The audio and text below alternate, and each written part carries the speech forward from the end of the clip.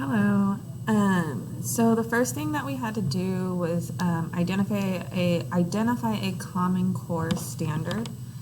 The standard that I picked was recognizing and producing rhyming words. It's a K.2.1. It's an ELA literacy standard.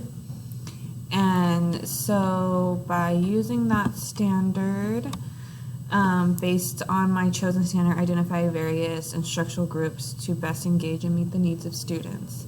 How I would get students involved when using rhyming words, I would first do it as a whole class and start out to see what students know which type of rhyming words.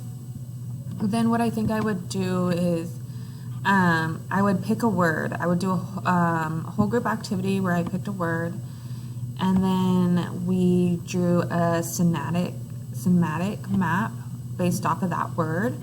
And so it would give students the opportunity to use their own thinking and ways of understanding or maybe finding words that rhyme with a certain word, such as we could use the word cat. Most students know what a cat is. So now let's find words that rhyme with that. I would also chunk it off and show them the ending. But I would also break my students down into maybe the jigsaw grouping way. I liked how you could group a group of students, they could understand it, and then regroup them with another group. That is a really good way to get students involved with each other and to help them better understand what you are trying to teach. Explain and justify why these chosen instructional groups will meet the needs of your student and promote engagement. I personally feel that when students are working one-on-one with each other or in a group setting, they are able to do better from learning from their peers. From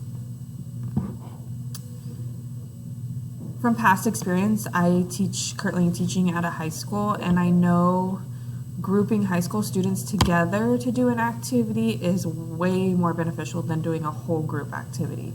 They want to work with their friends, so having that, or having a peer student who helps that student who is struggling.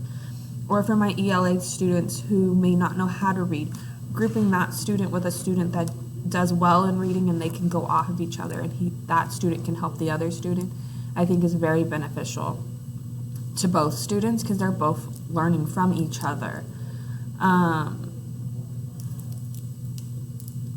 So that's how I would do it. Also, just like being able to connect them to the various ways. We could read a book as a whole class, and then we could break down into smaller groups, and based on their ability or based off of an assessment from the previous year. This is a first grade standard. So in kindergarten, where were they with rhyming words? Did they understand them? If not, then you would, put them in groups with students who would bounce off of each other, work together, is how I would do it. So thank you.